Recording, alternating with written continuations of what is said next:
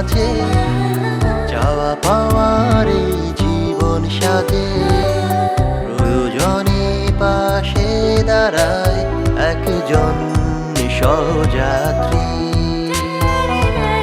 তাকে নিয়ে পথ চলা, কিছু হারানো কিছু প্রাপ্তি, গল্প কথার এইখানে স্বপ্ন গাথার অনুরণে।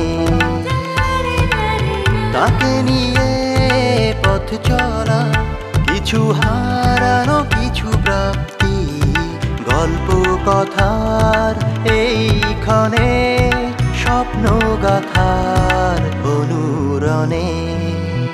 সহযাত্রী সহযাত্রী সহযাত্রী সহযাত্রী। আপনি হাত বাড়ালেই ভালোবাসার মানুষ পেয়ে যাবেন। সুপ্রিয়ার হাত থেকে কিভাবে বাঁচি বলো তো? আপনি অনেস্টলি যদি আমাকে বলেন যে আপনি সুপ্রিয়াকে বিয়ে করেননি বা আপনার বিয়ে করার কোনো ইচ্ছেও নেই, তাহলে আমি ওকে আপনার জীবন থেকে সরিয়ে ফেলার দায়িত্ব নিতে পারি। আপনি ওকে চেনেন? ববি আমার কলিগ। কলিগ? হ্যাঁ, ববি একজন অ্যাসিস্ট্যান্ট কমিশনার। ও আমার থেকে 3 বছরের জুনিয়র। মিলিকে পৌঁছে দিতে তো 2 ঘন্টা লাগার কথা না রোহান? রবিন ভাই বাসায় ছিল না, আমাকে ওয়েট করতে হয়েছিল। উফ, রবিন ভাইয়ের জন্য তুমি ওয়েট করতে যাবে কেন? ওনার বাসায় তো যাওয়ার তোমার কোনো প্রয়োজন ছিল না। মিলিকে তো তুমি ওর বাসার সামনে নামিয়ে দিয়ে চলে আসলেই পারতে। আশ্চর্য, আপনি কেন হ্যান্ডস আপ করাচ্ছেন? একজন পুলিশ অফিসারকে গুম করার অভিযোগে আপনাদেরকে গ্রেপ্তার করা হলো।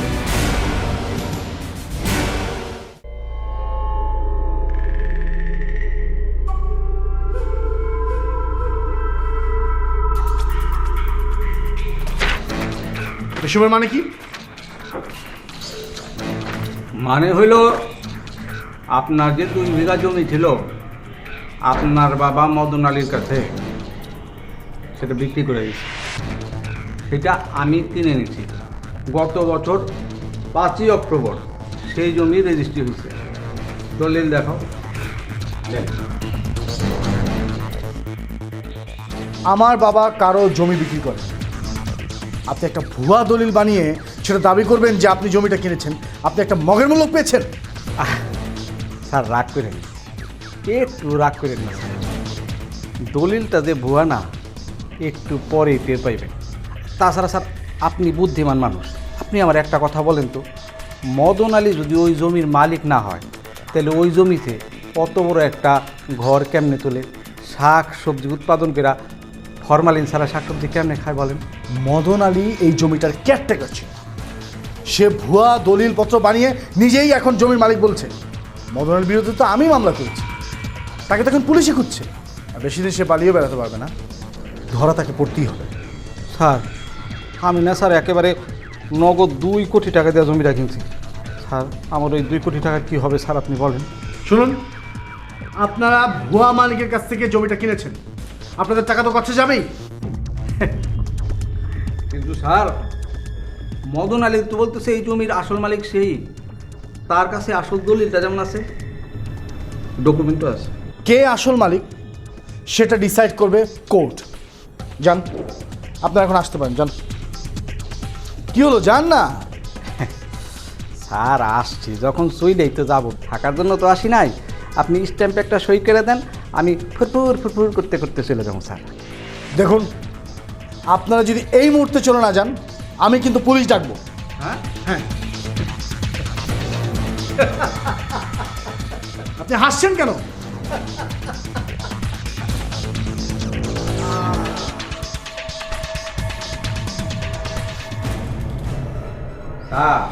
হ্যাঁ বলুন। এত টেনশন করে না স্যার, একটু এইদিকে দেখেন।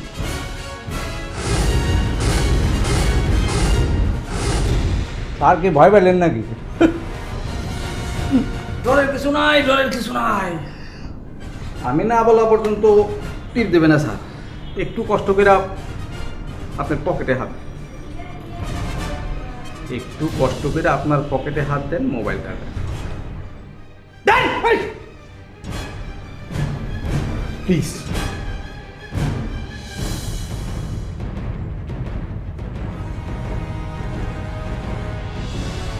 ভালো লোক। बचपन की मोहब्बत हो ना ना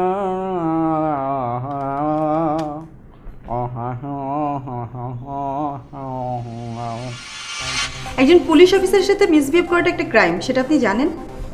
আপনি কিন্তু আপনার পরিচয়টা আমার কাছে গোপন করেছিলেন। আমি তদন্তের স্বার্থে গোপন করেছিলাম, কিন্তু আমি আকার ইঙ্গিতে বোঝাতে চেয়েছি আমি সাধারণ কেউ নই। আমি তো বুঝেছিলাম আপনি টেররিস্ট গ্রুপের মেম্বার। আমাকে দেখে কি টেররিস্ট মনে হয়? আজকাল কিন্তু হলিউডের মুভিতে ভিলেনরা দেখতে অনেক অ্যাট্রাকটিভ হয়। কি বললেন আপনি? খারাপ কিছু বললাম? আপনি ডিবি হেডকোয়ার্টারে এসে আমার সঙ্গে দেখা করবেন, ওকে?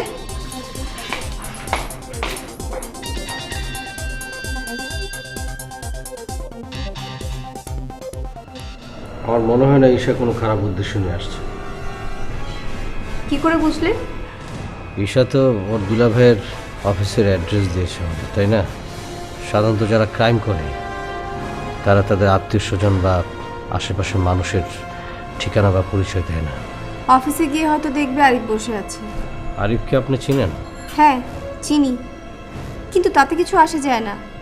এমনও তো হতে পারে যে তুমি তার দুলাভাইকে খুঁজতে অফিসে গেলে বা বাসায় গেলে তোমাকে আটকে রাখলো, আর তখন বাধ্য হয়ে আমাকেও যেতে হলো। হ্যাঁ, আপনি একটা আবার আপনি? না, এখানে তো ঈশা নেই। দেয়ালেরও কান আছে, আর আমাকে তুমি করে বললে কি এমন মহাভারত অশুদ্ধ হয়ে যায়? ঠিক আছে, তুমি ওই দরজাটা লক করে আসো।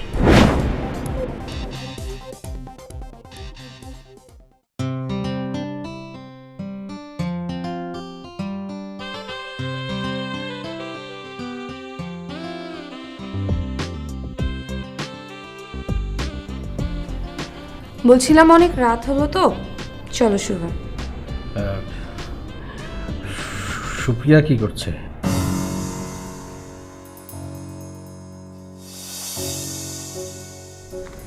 রবিন, তোমার কি মনে হয় আমার খেয়ে দিয়ে কোনো কাজ নেই যে সুপ্রিয়া কি করছে আমি পিছু পিছু ঘুরে ঘুরে সেটা দেখবো?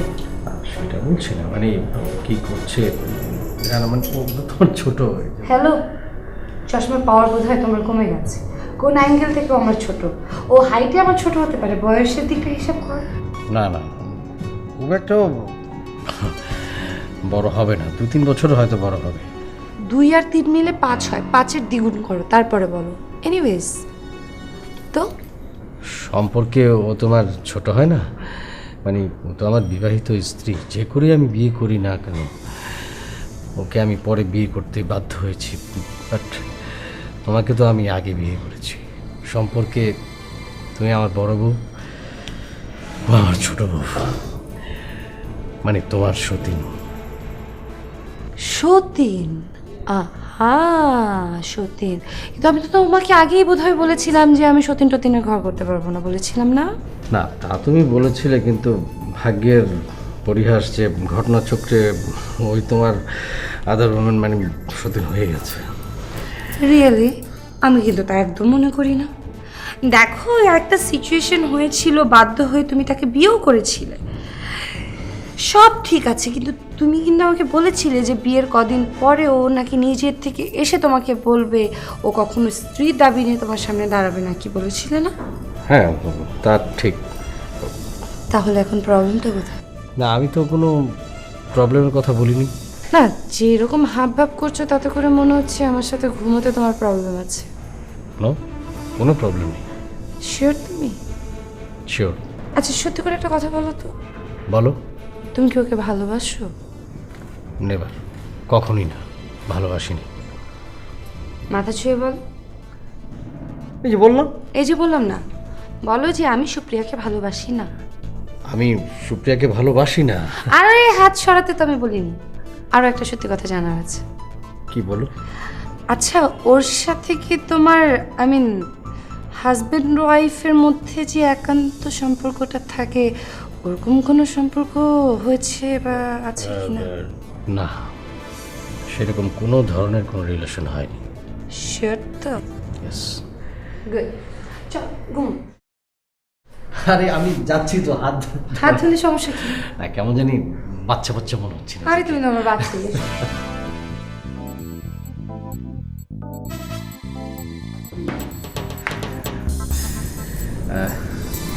তুমি কি ঘুমোবে না? আমি একটু ফ্রেশ হয়ে আসি, হ্যাঁ? ওকে, ঠিক আছে।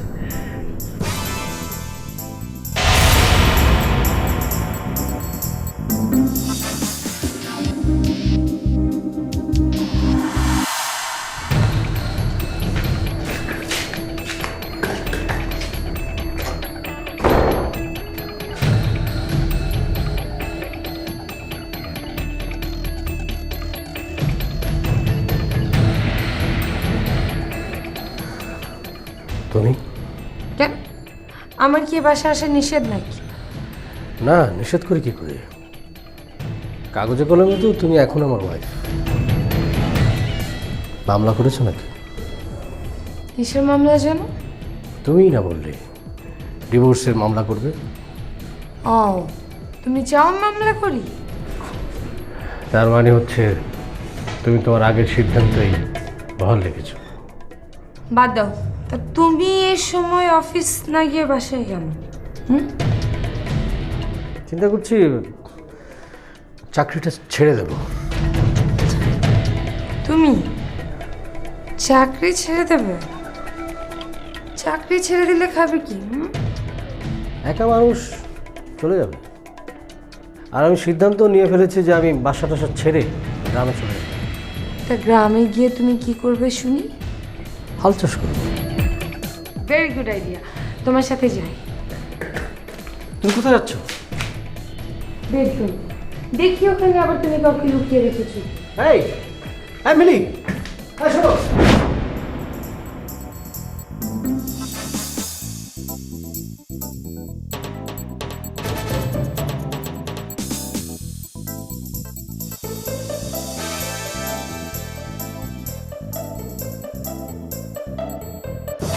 আসলে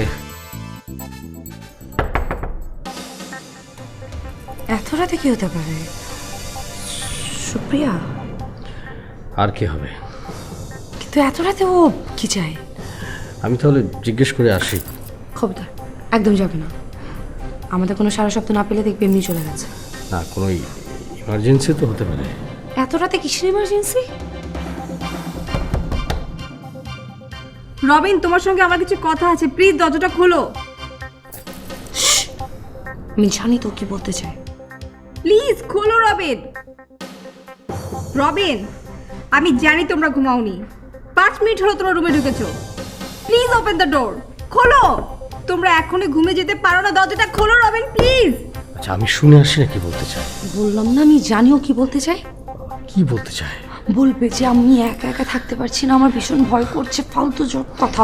ওর আসল উদ্দেশ্য হচ্ছে আমাদেরকে ডিস্টার্ব করা। তুমি যদি দরজাটা না খোলো আমি কিন্তু সারা রাত এখানে দাঁড়িয়ে থাকবো। তুমি বসো, আমি দেখছি।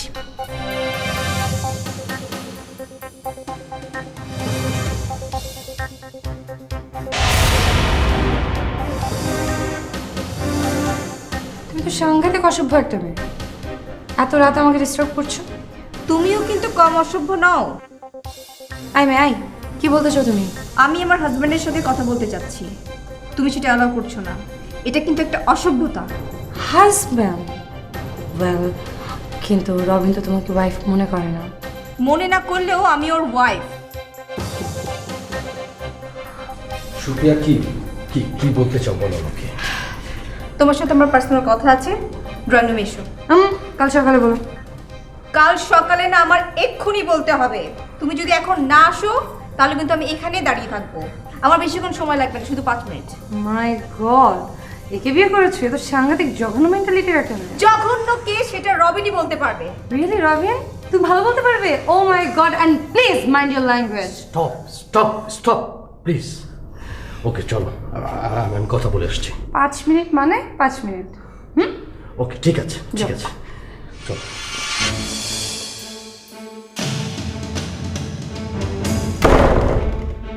ওয়াই? তুমি বাসায় এসে বিছানায় শুয়ে পড়লে যে অধিকার নিয়ে আমি তোমার বাসায় এসেছি, সেম অধিকার নিয়ে আমি তোমার বিছানায় শুয়েছি। কোনো প্রবলেম আছে তোমার?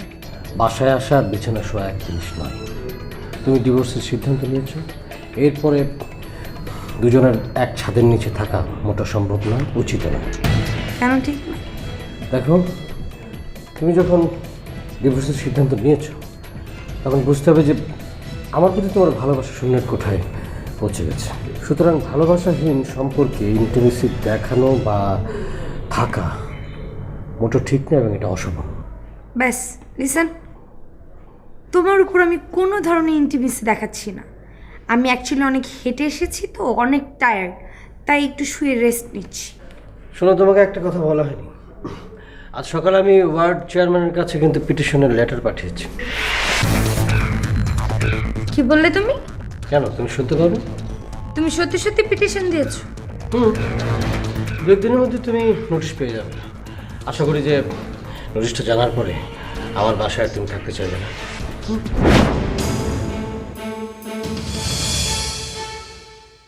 তুমি সত্যি আমাকে ভালোবাসো না? কথাটা আমি অনেকবার বলেছি। এক সময় বলতে, অনেকদিন হলো বলো না। বলি না তার মানে কি এই বোঝায় যে তোমাকে আমি ভালোবাসি? বুকে হাত দিয়ে বলো তো, ওখানে আমার জন্য এতটুকু জায়গা তৈরি হয়নি? আচ্ছা, তুমি কি আমাকে এই কথা বলার জন্য ওখান থেকে ডেকে নিয়ে আসছো নাকি? জানাটা কি ইম্পর্টেন্ট না? এতদিন তো এই ধরনের প্রশ্ন তুমি করনি, হঠাৎ মিলিয়ে আসছে আর তুমি এই ধরনের প্রশ্ন করা শুরু করেছো। এতদিন তো জানতাম তোমার উপর অধিকার দেখানোর আর কেউ নেই। মিলি দূরে সরে গিয়েছিল ঠিকই, কিন্তু ওর সাথে তো আমার ডিভোর্স হয়নি। মিলি মারা গেছে শুনেই আমি তোমাকে বিয়ে করতে রাজি হয়েছিলাম, আর ওর ফিরে আসাটাও আমি মেনে নিয়েছি। মিলিরও উচিত এই বিষয়টা মেনে নেওয়া, কিন্তু মিলি বোধহয় আমাকে মানতে পারছে না। আমারলে তো ফিরে আসতো না এখানে। বাস্তবতাটা মেনে নিয়ে ওর ফিরে আসা উচিত ছিল। কিসের বাস্তবতা? আমি তোমার ওয়াইফ। তোমার ওয়াইফ হিসেবে তোমার প্রতি আমার অধিকার আছে,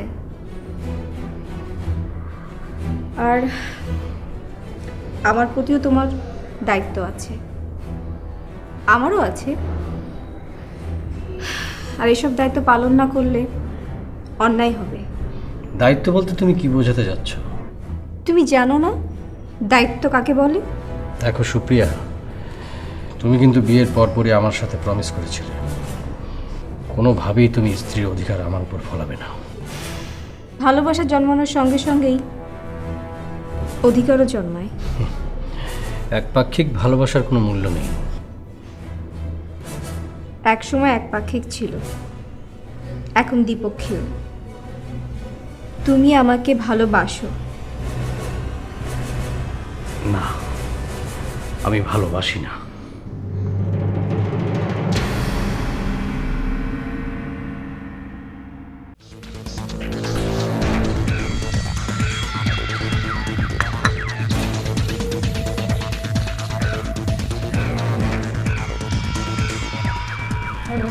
হাই, সরি, আমি আসলে আপনাদের লেট দেখে নিজেই কফি খাওয়া শুরু করে দিয়েছি।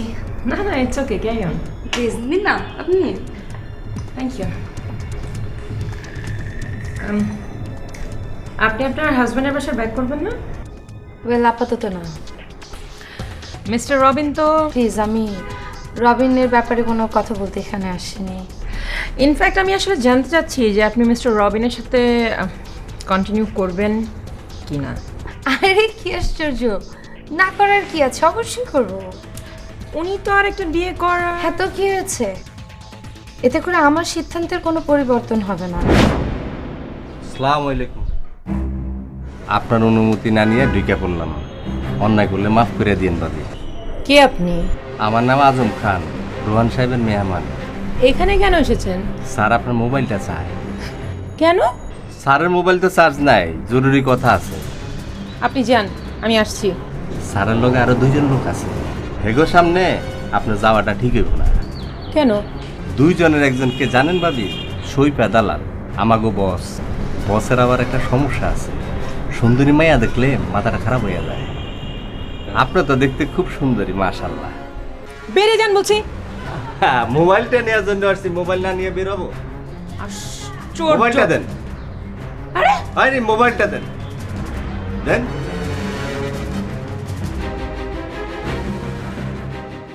চলার পথের বাঁকে বাঁকে হারিয়ে যাওয়া স্বপ্নটাকে রাঙিয়ে তোলে সযতনে একজন সহযাত্রী। তাকে নিয়ে পথ চলা, কিছু হারানো কিছু প্রাপ্তি, গল্প কথার এইখানে স্বপ্ন গাথার অনুরণে সহযাত্রী সহযাত্রী সহযাত্রী।